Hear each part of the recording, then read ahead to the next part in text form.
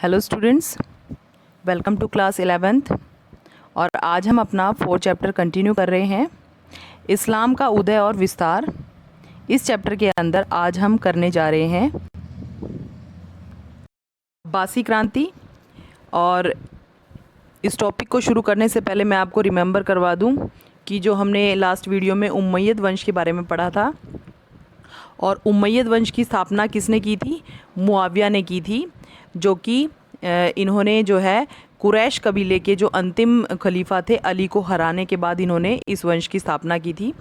इसके बाद देखिए इस वंश की जो समाप्ति थी वो कैसे हुई और मतलब किसने की थी, ये हम इसमें चर्चा करेंगे।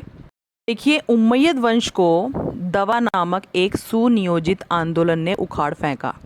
यानी जो उमैयद वंश की जो समाप्ति है वो एक आंदोलन जिसका नाम था दवा नामक सुनियोजित यानी प्री प्लान करके इनके जो शासन को जो है उखाड़ फेंका गया। 750 में इस वंश की जगह अब्बासियों ने ले ली, यानी कि उमैयद वंश की जो है समाप्ति हो गई और इसके स्थान पर जो अब्बासी शासन है वो जो है अस्तित्व में आ गया 1750 में।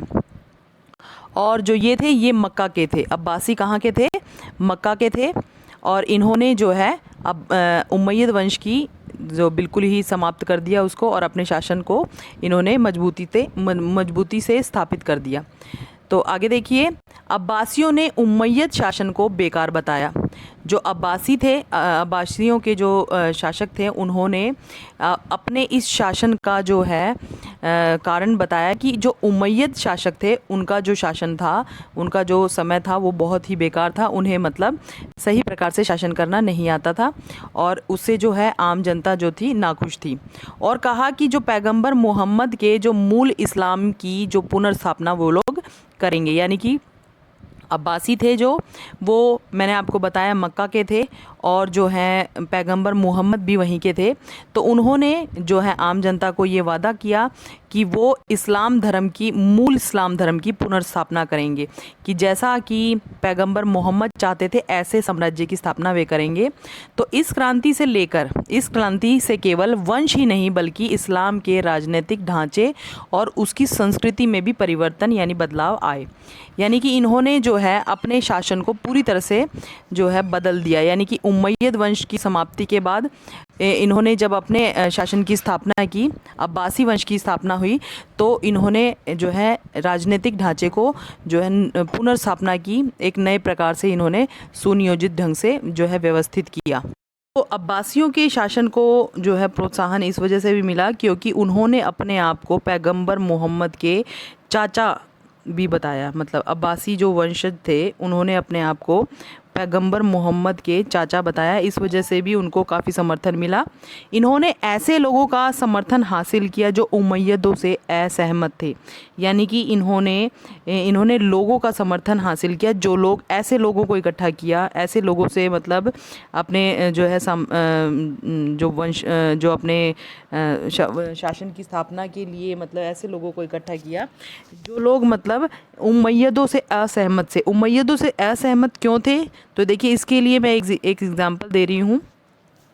जो खुरासान के जो अरब नागरिक थे, यानी खुरासान जो जगह का नाम था, अरब क्षेत्र में जो एक स्थान था, वहाँ के जो नागरिक थे वो उमैयद शासन को इसलिए पसंद नहीं करते थे क्योंकि उन्होंने जो है उनके शासनकाल में इन्होंने जो खुरासान के जो नागरिक हैं उन्हें क्या मतलब वादा किया था कि वे उनके लिए जो कर हैं, कर वगैरह में रियायत करेंगे और उन्हें विशेष प्रकार के अधिकार भी देंगे। लेकिन उन्होंने क्या किया, अपना ये वादा जो किया था इसको पूरा नहीं किया था, जिसकी वजह से जो खुरासान के जो नागरिक थे वो उनसे असहमत थे तो और उनसे नाखुश थे। तो ऐसे लोगों का जो समर्थन था वो अब्बासियों को मिला और जिनसे उनके जो है वंश की स्थापना होने में जो है उनके शासन की स्थापना होने में उन्हें काफ़ी सहायता मिली।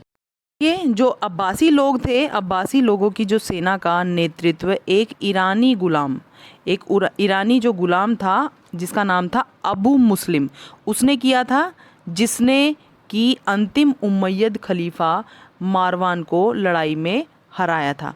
तो देखिए जो उमैयदों का अंतिम खलीफा था मारवान, इसने जो है ईरानी जो गुलाम था अबू मुस्लिम, इसने हरा दिया था। और क्योंकि जो वहाँ की जनता थी, आसपास की जनता उमैयद वंश के वैसे ही खिलाफ थी, इस वजह से भी इनको काफ़ी उसका सपोर्ट मिला। आगे देखिए अब्बासी शासन में अरबों के प्रभाव में गिरावट आई। देखिए तो मतलब जब ईरानी गुलाम अबू मलिक ने जो अंतिम जो उमैयद खलीफा था उसको हरा दिया, तो जो है इसका प्रभाव काफ़ी जो था आम जनता पर पड़ा, क्योंकि ये एक ईरानी था। तो ये नेचुरल सी बात है कि भाई जब ये खलीफा बना तो इसने जो है ईरानी जो संस्कृति है उसको बढ़ावा दिया, ईरानियों के महत्व को बढ़ाया। और जो इससे क्या हुआ कि अब्बासियों के शासन में, यानी जो अब्बासी कहाँ के थे, रहने वाले अरब थे, इनके प्रभाव में गिरावट आई और जो है ईरानियों के प्रभाव में जो है बढ़ोतरी हुई। ईरानी संस्कृति का महत्व धीरे धीरे बढ़ने लगा। तो आगे देखिए अब्बासियों ने अपनी राजधानी बगदाद में स्थापित की, क्योंकि जो है शासक कौन था, गुलाम अबू मुस्लिम था। तो इसने जब ये खलीफा बना तो इसने क्योंकि ये ईरान का था, इस वजह से इसने बगदाद को अपनी राजधानी बनाया, क्योंकि आपको पता है ईरान में ही जो है बगदाद था।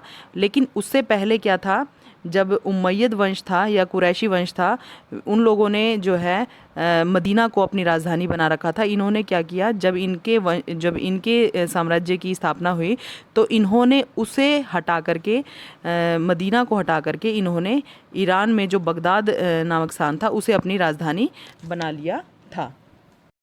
शासनकाल में क्या हुआ, जो अब्बासी जो शासक थे इन्होंने क्या किया, जो खिलाफत की इन्होंने जब शासन की स्थापना में इन्होंने खिलाफत की जो धार्मिक स्थिति थी उसको मजबूत किया और इस्लामी संस्थाओं और विद्वानों को संरक्षण भी प्रदान किया। इन्होंने अपने शासनकाल में ये बहुत सारे कार्य किए।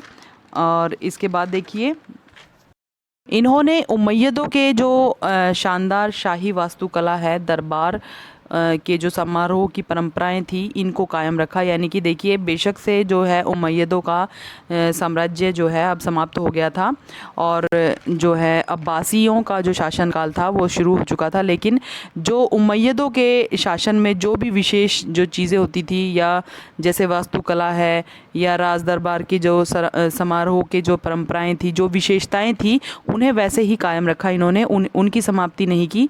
इसके बाद देखिए हमारा जो नेक्स्ट टॉपिक है वो है खिलाफत का विघटन और सल्तनतों का उदय।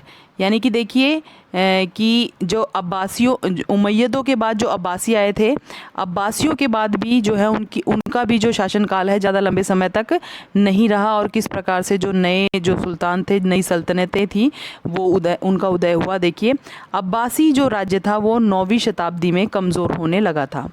क्यों कमज़ोर होने लगा था?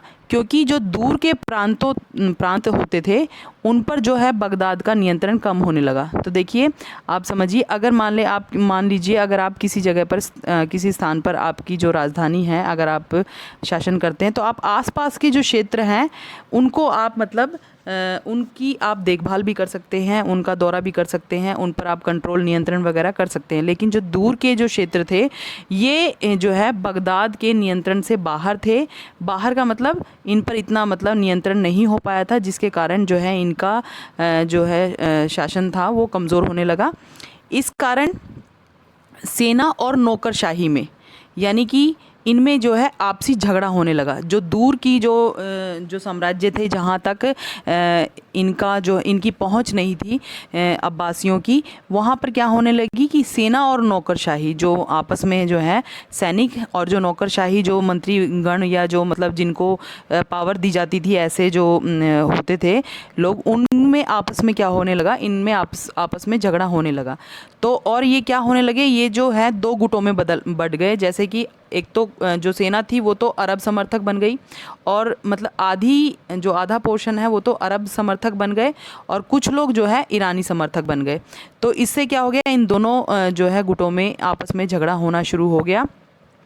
तो देखिए 810 में जो है खलीफा हारून अल रशीद के जो दो पुत्र थे, क्योंकि उस समय जो थे कौन थे खलीफा, हारून अल रशीद, उस समय की बात की जा रही है। उस समय जो उनके दो पुत्र थे अमीन और मामून जो है, इनके जो है समर्थकों के बीच में गृह युद्ध शुरू हो गया, क्योंकि इनके जो समर्थक थे अलग अलग थे, दोनों ही मतलब दोनों को ही अलग अलग लोग जो है समर्थन करते थे।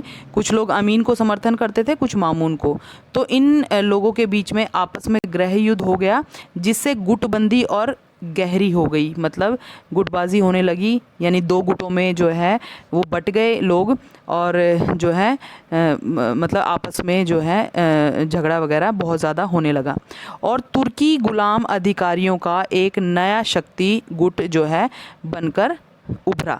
तो उस समय क्या हुआ, जो तुर्की गुलाम अधिकारी थे उनका एक नया गुट नई शक्ति के रूप में उभरा, और वो जो था सिया और सुन्नी, सुन्नी नाम से, मतलब जैसे आगे आपने चलकर देखा होगा सिया और सुन्नी में बट गए थे मुसलमान। सिया और सुन्नी के बीच में एक बार फिर से सत्ता को लेकर के प्रतियोगिता शुरू होने लग गई थी। तो देखिए, जब दो गुट बने शिया और सुन्नी, तो इनमें आपस में दोबारा से जो है सत्ता को लेकर के दोबारा से जो है संघर्ष शुरू हो गया। और ये सारी जो टॉपिक हैं ये आपको बिल्कुल अच्छी तरह से क्लियर हो गए होंगे। Thank you, have a nice day.